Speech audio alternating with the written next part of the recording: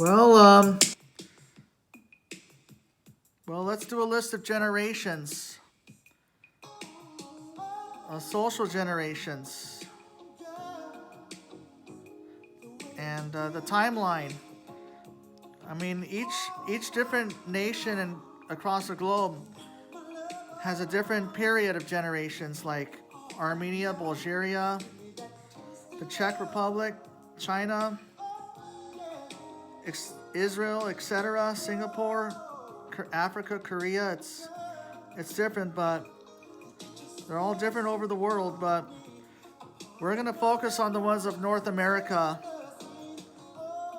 and when they start and when they end.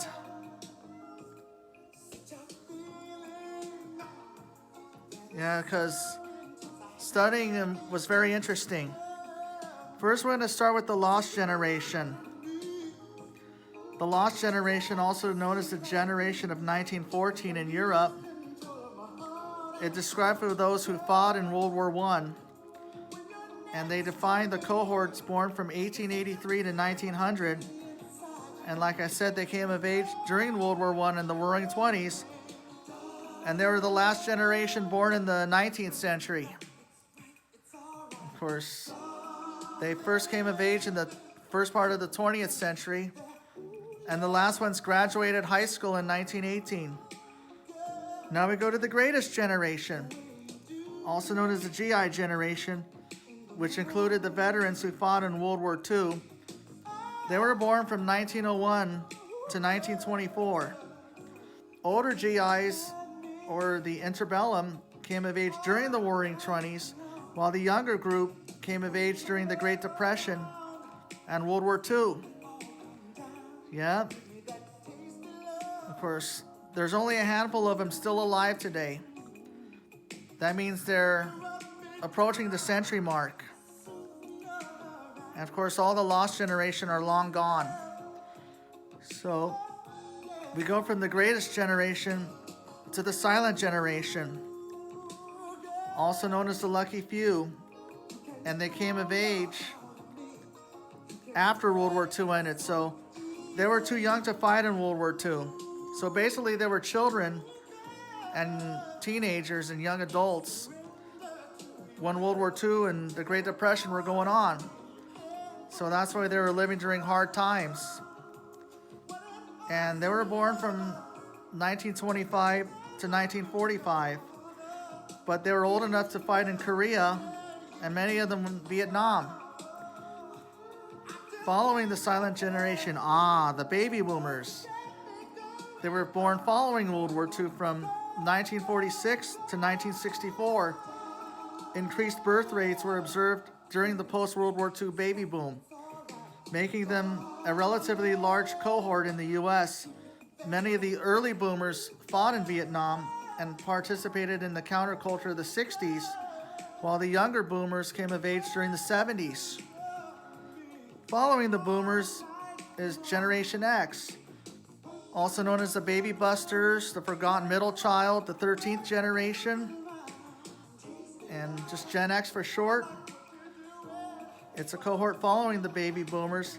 This generation is generally defined as people born between 1965 and 1982, as they were the last group of people to graduate high school in the 20th century. And because the birth rates would decline following the baby boomer. Of course, we all know that the boomers came of age during the 60s and 70s, while the Xers came of age during the 80s and 90s. And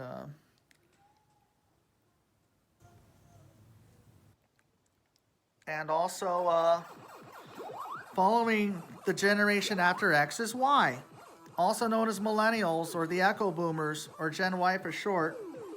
And yes, they were the last generation born during the 20th century. Those are born between the years 1983 to 2000. And yes, they were the first to graduate high school following 9/11 as well. And of course, they came of age during the 9/11, and and also the recession as well. And actually, the millennials passed the boomers. And finally, we go to Generation Z, which are known as Zoomers. There are people succeeding millennials, and they were the first generation born in the 21st century, starting in around 2001. And yeah, they're also known as digital natives, and of course they have a lot of social media, and they were like the I generation as well because of when the Apple products came out. Just like X and Y, of course, didn't really have internet and smartphones during their teenage years or childhood years, etc. They were like really the last to live an analog lifestyle, but Z is more digital now. And then we got Alpha, which are the babies of today, basically. So yeah, all of the Zoomers are either today's children and teenagers and young adults. Well, that's because, of course, each generation, each source is different, but I just came up with my personal ranges. And they're just approximate on most of them, but with the ranges I give you, it's very helpful. And have a great day.